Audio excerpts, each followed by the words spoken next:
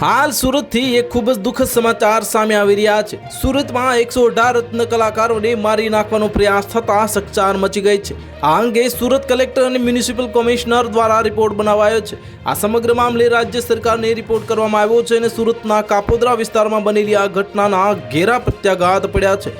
આ તે સિવાય રાજ્ય સરકારના હેલ્થ મિનિસ્ટ્રી દ્વારા રિપોર્ટ મંગાવાયા છે, જેમાં એસએમસી કમિશનર અને કલેક્ટર દ્વારા સમગ્ર ઘટનામાં રાજ્ય સરકારને રિપોર્ટ કરવામાં આવ્યો છે। ઝેરી પાવડર કયા કારણોસર પીવાના પાણીની ટાંકીમાં નાખવામાં આવ્યો, આ તેની તપાસ કરવામાં આવી રહી છે અને બીજી તરફ સમગ્ર રિપોર્ટ રાજ્ય સરકારને આપવામાં આવ્યો છે અને આગામી દિવસોમાં સઘન તપાસ સાથે કાર્યવાહી થાય તેવી શક્યતા સેવાઈ રહી છે।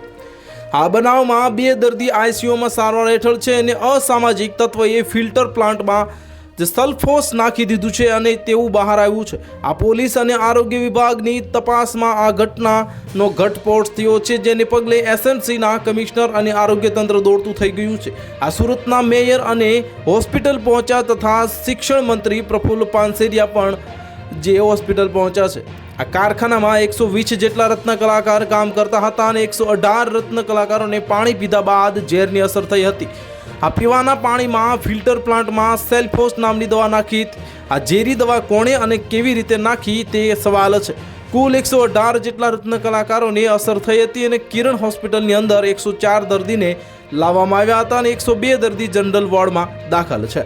તો હાલ માટે આટલું જ। મળીશું નવી અપડેટ સાથે। જો તમને અમારા વિડીયો પસંદ આવતા હોય તો વિડીયોને લાઇક કરી દેજો, ચેનલને સબસ્ક્રાઇબ કરી બાજુમાં આવેલા બેલ આઇકનને દબાવી દો, જેથી તમને આવા સમાચારની અપડેટ મળતી રહે।